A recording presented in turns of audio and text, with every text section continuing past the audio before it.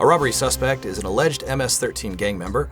Hundreds gather to protest immigration policies, and your daily weather forecast coming up with highs, lows, and everything you need to know for the days ahead. You're watching St. George News at 5, brought to you by our studio sponsor, Me Win Injury Law.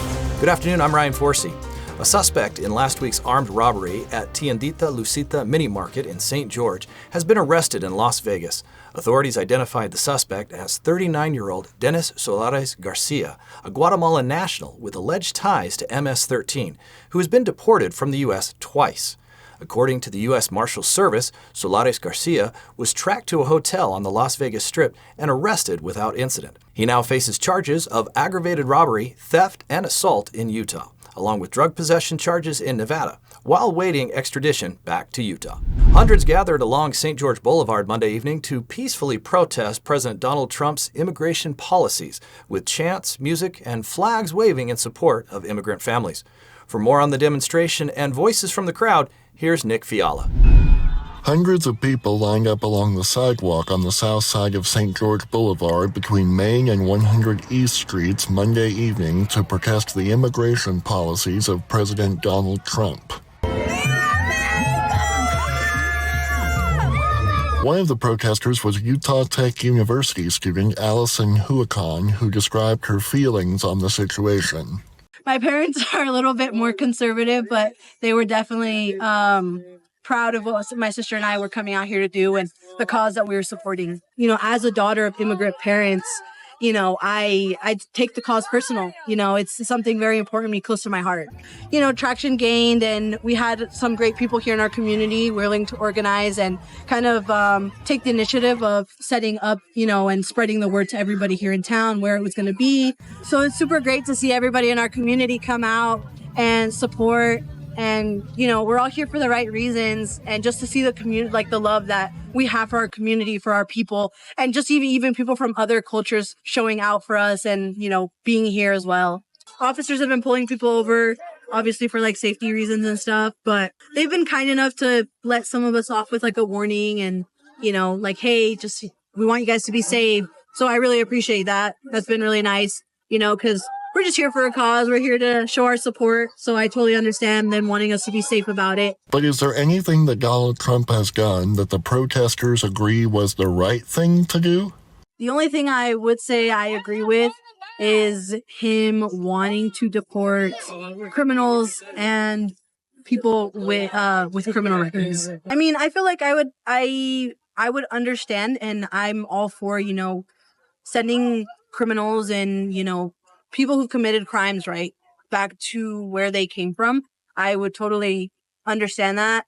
But the fact that with these deportations, he's not just targeting criminals, it's targeting regular, everyday, hardworking immigrants, you know? It's kind of like there's a thin line, right? Because it'd be like, great if he was doing what he's saying, but he's not sticking true to his word. You know, he's kind of affecting everybody. It hurts my heart because there's so many children here who have that fear of like, are my parents going to be home when I get home from school today?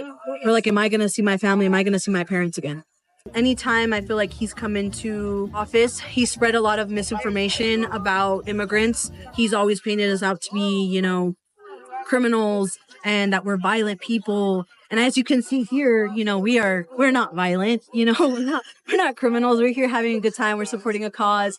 You know, we're here standing for what we believe in. We've all come together as a community to show out, you know, for our people, for those who don't have a voice. Thanks, Nick. Let's take a look at your daily weather forecast brought to you by Casablanca Resort and Casino. In St. George, it's mostly sunny with a temperature of 71 degrees. Tonight, expect clear skies with a low of 46 degrees. Tomorrow will be a bit cooler with a high of 67 and a low dipping down to 40 degrees. Over in Mesquite, it's currently 75 degrees under partly cloudy skies. Temperatures will drop down to around 52 degrees tonight, with tomorrow bringing a high of 72 and a low of 46. Meanwhile, in Cedar City, a wind advisory remains in effect until tomorrow, with strong south winds and gusts reaching up to 55 miles per hour. Right now, it's mostly sunny and 58 degrees. Expect a low of 43 degrees tonight, and tomorrow's high will reach 56 with a chilly low of 36 degrees. Now we'll go to Tyler Todd for your Southern Utah Injury Law Review. Hi, I'm Tyler with We Win Injury Law.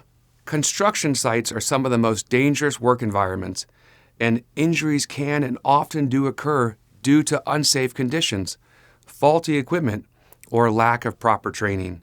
In Utah, injured workers may have the right to pursue workers' compensation or even third-party liability claims against negligent contractors.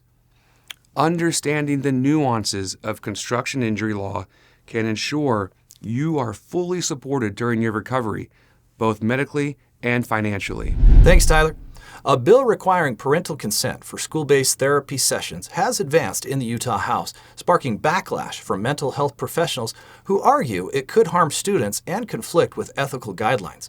The bill, HB 281, passed the House Education Committee 11-2, with supporters citing parental rights and opponents raising concerns about restricting critical mental health discussions. Headstones lean and names fade, but Springdale's Pioneer Cemetery stands the test of time. Now efforts are underway to preserve it. The town's Historic Preservation Commission, alongside the town council, has nominated the cemetery for the National Register of Historic Places. Springdale Principal Planner Niall Connolly says this could provide a strong foundation for future preservation. The council also approved a new policy, including plans for a commemorative wall made from local sandstone featuring a map and names of those buried. A decision on the cemetery's national recognition is expected later this year. Thank you for watching St. George News at 5. To learn more about our studio sponsor, We Win Injury Law, go to wewininjurylaw.com. I'm Ryan Forsey with St. George News, your #1 source for local news. This has been St. George News at 5, brought to you by We Win Injury Law.